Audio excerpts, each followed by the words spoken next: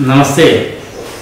మనం ఈ వీడియోలో వక్రాసనాన్ని ఏ విధంగా చేస్తే మనం దానిని సాధించవచ్చు అన్నటువంటి అంశాన్ని గురించి తెలుసుకుందాం.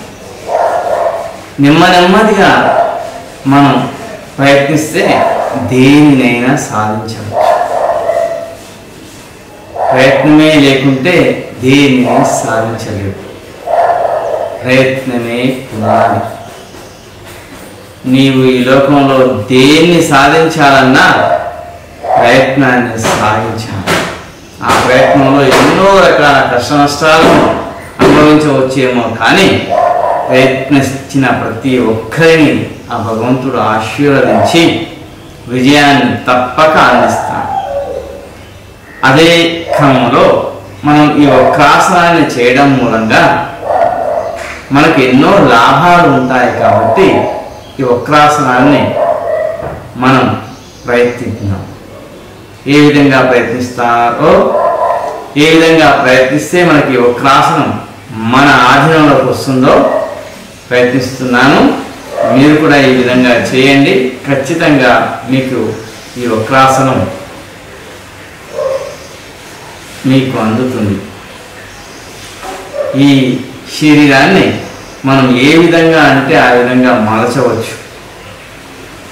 వక్ర అంటే ట్విస్ట్. నీ శరీరాన్ని ట్విస్ట్ చేయడమే ఈ వక్రాసనం.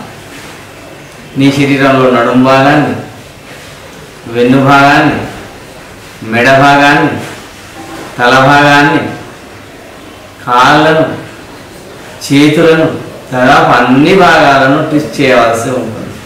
అందుచేతనే దీనికి వక్రాసనం అన్న పేరును నిర్ణయించాలి. ఏ విధంగా చేస్తే మనకు ఈ వక్రాసనం మన ఆధీనంలోకి వస్తుందో చేస్తున్నాను, చూడండి. మొదటగా మనం ఈ విధంగా రిలాక్స్ అంటే రెండు పాదాలను వేళ్ళతో సహా ఈ విధంగా ముందరికి గుంజండి, వెనక్కి గుంజండి, ముందరికి గుంజండి, ఈ విధంగా వెనక్కి గుంజండి, ముందరికి ఈ విధంగా గుంజండి. ఈ విధంగా మోకాలు చిప్ప లేవకుండా సాధ్యమైనంత వరకు ఈ విధంగా గుంజడానికి ట్రై చేయండి. ఈ విధంగా ప్రయత్నించండి. ఒక 10-20 సార్లు చేసిన తర్వాత నెమ్మదిగా ఈ విధంగా కుడి పాదాన్ని ఈ విధంగా తీసుకొచ్చి ఎడమ అరచేతితో కుడి పాదాన్ని ఈ విధంగా పట్టుకొని కుడి అరచేతితో కుడి అరచేతిని కుడి మోకాలుపై ఈ విధంగా ఉంచి వెన్నును వంచకుండా ఈ విధంగా కిందికి ఉంచి కాళ్ళను ఈ విధంగా తీసుకున్నాను. వెన్ను మాత్రం వంగకూడదు.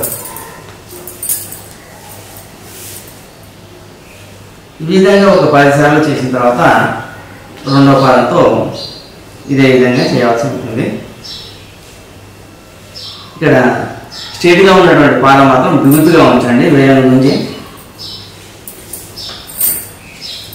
వెన్నును చిన్నగా ఉంచండి.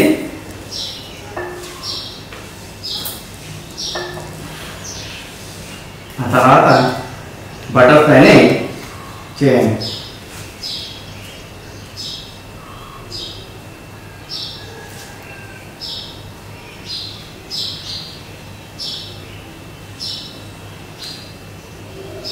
ఈ విధంగా బటర్ఫ్లై చేసిన తర్వాత మళ్ళా ఈ విధంగా రిలాక్స్గా ఉండి నెమ్మదిగా రెండు చేతులను తీసుకువెళ్ళి ఈ వైపు ట్విస్ట్ చేయండి.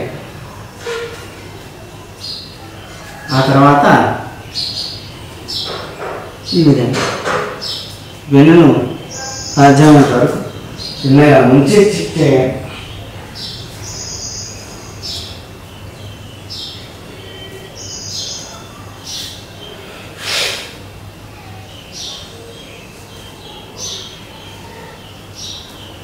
ఆ తర్వాత కాసంత కాళ్ళను సాధ్యమైనంత వరకు జరుగుంచి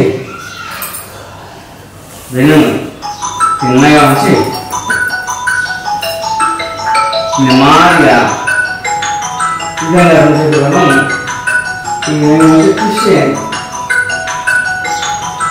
ఆ తర్వాత ఇటు వెన్నును మాత్రం తిన్నగా ఉంచండి.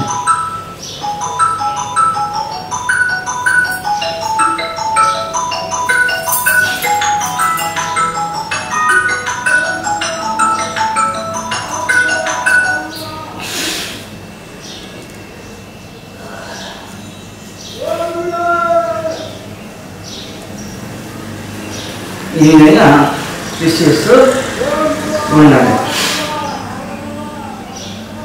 ఆ తర్వాత మనం ఇక వక్రాసనంలోకి వచ్చి వెళ్తాం. వక్రాసనాన్ని ఏ విధంగా చేయాలి అంటే నెమ్మదిగా కుడి పాదాన్ని ఈ విధంగా తీసుకుని వచ్చేసి ఈ విధంగా ఎడమ కాలు అవతల వైపున మోకాలకు దగ్గరగా ఈ విధంగా ఉంచండి. ఆ తర్వాత నెమ్మదిగా చేతి వేలను దూరంగా ఉంచేసి వెన్నును తిన్నగా ఉంచి సాధ్యమైనంత వరకు వెన్నును తిన్నగా ఉంచి స్టిఫ్గా ఈ విధంగా ఉండడానికి ట్రై చేయండి. ఆ తర్వాత నెమ్మదిగా వెన్నును మాత్రం తిన్నగా ఉంచాలి. కాస్తంత చేతిని ఇటు ట్విస్ట్ చేయండి. ఆ తర్వాత ఈ చేతిని ఈ విధంగా పట్టించండి. వెన్ను తిన్నగా ఉంచండి. సాధ్యమైనంత వరకు ఈ విధంగా ట్విస్ట్ చేసిన తర్వాత మెడభాగాన్ని కూడా వెనుక వైపుకు ఉంచండి.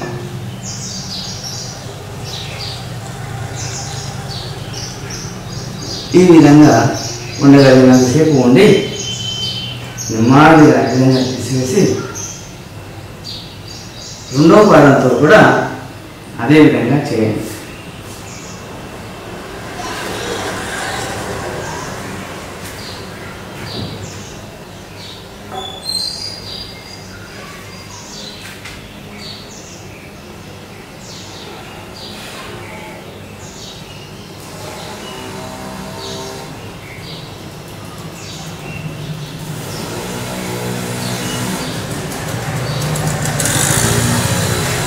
ఆ తర్వాత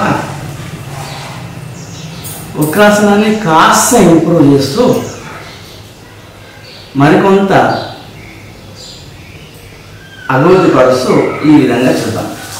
ఈ కుడి పాదాన్ని తీసుకొని వచ్చి ఈ విధంగా కుడి మోకాలు యువతల వైపు ఈ విధంగా, ఎడమ మోకాలు యువతల వైపు ఈ విధంగా ఉంచుదాం. ఇంతకుముందేమో మనం ఈ విధంగా చేసాము, ఇప్పుడు ఈ విధంగా ట్రై చేద్దాం. వెన్నును మాత్రం తిన్నగా ఉంచండి. చేతి వేలని ఈ విధంగా ఉంచండి. ఆ తర్వాత మనం ఈ చేతిని కాస్తంత ట్విస్ట్ ఇస్తూ మొత్తం పొట్ట భాగాన్ని ఉదర భాగాన్ని విధంగా ట్విస్ట్ ఇస్తూ ఇక్కడికి తీసుకుంటాం. వెన్నును తిన్నగా ఉంచండి. మెడ భాగాన్ని నెమ్మదిగా ట్విస్ట్ చేసి ఈ విధంగా ఉంచండి.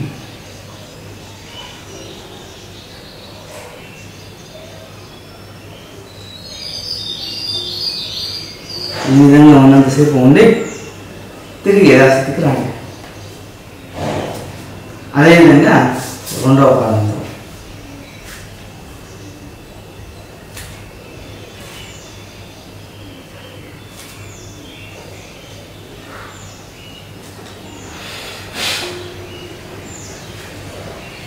నిలువుగా ఉన్నటువంటి పాదం చిప్పుగా ఉంచండి.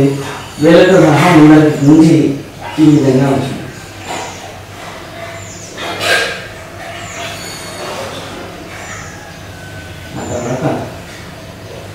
నెమ్మదిగా ఈ విధంగా తీయండి. మరికొంత ఇంకా అభివృద్ధి చెందిన తర్వాత మనం ఈ విధంగా ఇంకా దగ్గర తీసుకుని వచ్చి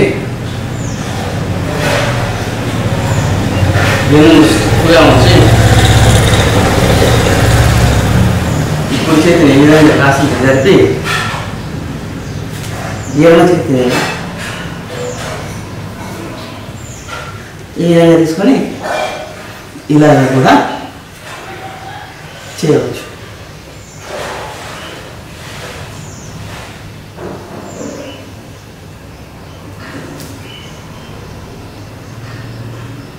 ఆ తర్వాత రెండవ పాదంతో కూడా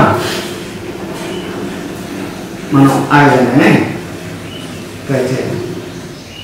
ఈ విధంగా ఉంచేసి వెన్నును సాధ్యమైనంత వరకు స్టిఫ్గా ఉంచి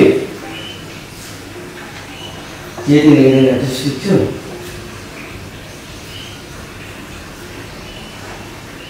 సాధ్యమైనంత వరకు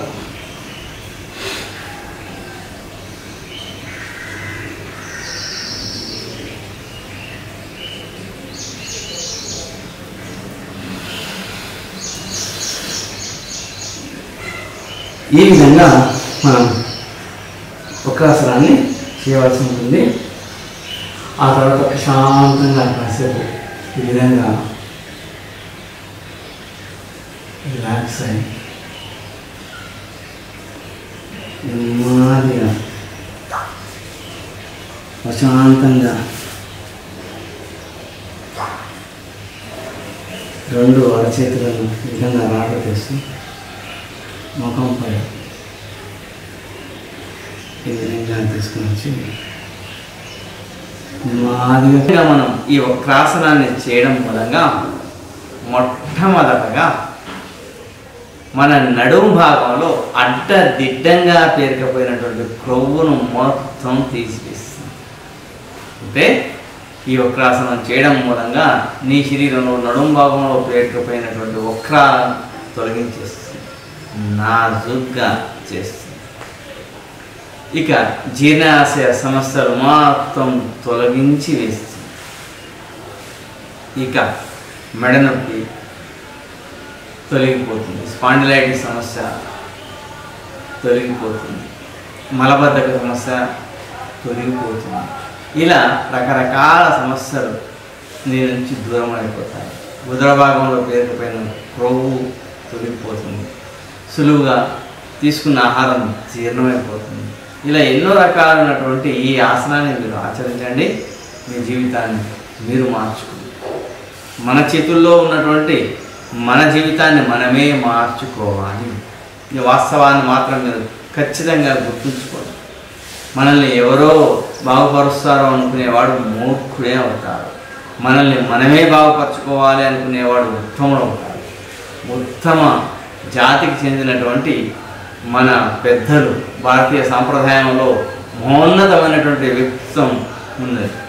మనల్ని మనం కాపాడుకోవడమే ఆ మహోన్నత వ్యక్తిత్వం. ఆధ్యాత్మిక సత్యం ఏమిటి అంటే నువ్వు ఎవ్వరిని ఏది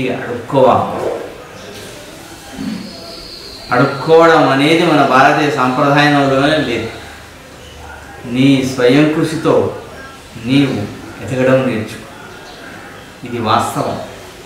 కష్టపడు. నీకు ఆ భగవంతుడు ఇచ్చినటువంటి ఈ దేహంతో నీ శరీరాన్ని ఏ రకంగా అంటే ఆ రకంగా మలచవచ్చు. శరీరాన్ని ఆరోగ్యంగా చూసుకుంటేనే నీకు ఈ శరీరం సహకరిస్తుంది. వాస్తవాన్ని గుర్తించండి. మన భారతీయ సాంప్రదాయం యొక్క గొప్పతనాన్ని మనం చాటి చెప్పాలి అంటే ఆ మహర్షులు ఇచ్చినటువంటి ఈ ఆసనాలను మనం ఆచరించి మన శరీరాన్ని మనం సంపూర్ణ ఆరోగ్యంగా ఉంచుకొని మన భవిష్యత్ తరాలను ఆరోగ్యంగా ఉంచడమే నీ కర్తవ్యంగా గుర్తుంచుకో. ఇదే మనం వారికి ఇచ్చేటటువంటి రుణం. వారు తెలియజేసిన అంశాలను ఆచరించడమే మనం వారికి ఇచ్చేటటువంటి మహోన్నతమైనటువంటి కారణం. వారికి ఇచ్చేటటువంటి ఎంతో అద్భుతమైనటువంటి రుణం.